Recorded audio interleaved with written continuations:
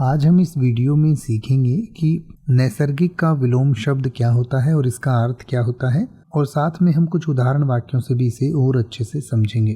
तो सबसे पहले नैसर्गिक का अर्थ समझते हैं। नैसर्गिक का अर्थ होता है प्राकृतिक या जो प्रकृति द्वारा उत्पन्न हुआ हो। यानी कि इसका सबसे अच्छा उदाहरण अगर आप देखेंगे तो जैसे ही बच्चा पैदा होता है तो उसमें पैदा होने से ही रोने का गुण होता है। तो जब भी उसे भूख लगती है या वो कोई असुविधा में होता है तो रो कर जो है अपने आप को बताता है कि उसे किसी प्रकार की दिक्कत है या उसे भूख लगी है। तो उसका जो ये प्रवृत्ति होती है रोने की, ये नैसर्गिक है। यानी कि ये किसी ने उसे सिखाई नहीं है, ये प्राकृतिक रूप से उसमें होती है।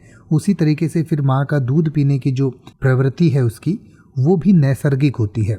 तो ऐसे इस तरीके से जो प्रकृति से ही कोई गुण किसी जीव में उत्पन्न होता है तो उन चीज़ों को नैसर्गिक कहते हैं।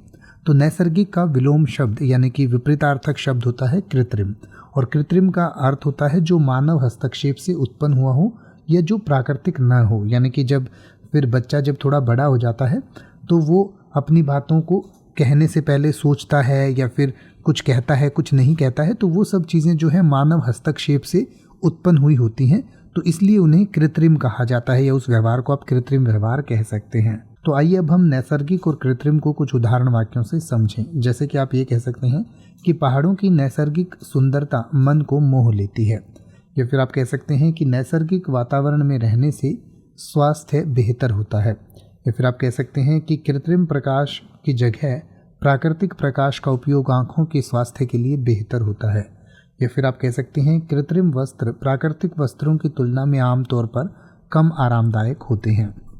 अब आप किसी भी वर्ड का मतलब हिंदी और इंग्लिश में YouTube पर सर्च कर सकते हैं। आपको मेरी वीडियो मिल जाएगी जिसमें आप बिना किसी फालतू बकवास के सीधा उस वर्ड का मतलब समझ पाएंगे। तो ऐसी ही वीडियोस को देखते रहने के लिए चैनल को सब्सक्राइब करें और बेल आइकन को प्रेस करें।